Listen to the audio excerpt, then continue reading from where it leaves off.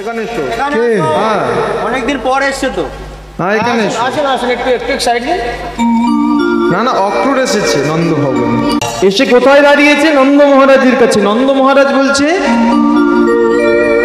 নন্দ মহারাজ বলছে কি জন্য এসেছো? নন্দ মহারাজ বলছে কি জন্য এসেছো? তখন অক্রুর হাতে চিঠিটা ধরিয়ে দিল। সেই আমন্ত্রণ পত্র। কংস করছে ধনুর্যজ্ঞ, কৃষ্ণ বলরামকে নিমন্ত্রণ করেছে, কৃষ্ণ বলরামকে যেতে হবে। যেই না এই কথা বলেছে, তখন সেই নন্দ মহারাজ বুঝতে পারলো যে নয়, আজ আর নয়, আজ কৃষ্ণ বলরামের আর গোঠে যাওয়া হবে না, গরু চড়াতে যাওয়া হবে না, আজ যেতে হবে তার মামার বাড়ি মথুরায়। তিনি বুঝতে পারলেন।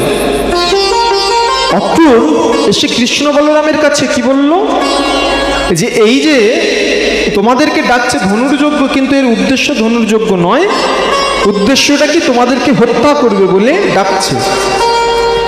কৃষ্ণ বলল কি, অক্রুর তুমি এটা আমাকে বলেছ, আর যেন কাউকে বলো না। বাড়িতে বললে তাহলে আমার আর যাওয়া হবে না। বাড়িতে যদি জানায়, তাহলে কোনো মা কি তার সন্তানকে ছাড়বে? চিন্তা করে দেখুন, মায়ের কাছে এসে যদি বলে যে তার ছেলেকে হত্যা করা হবে, সেই মা কি ছাড়তে চাইবে? সম্ভব না। তাহলে তুমি যেন মাকে বলো না, বাবাকে বলো না, তাহলে আজ আমার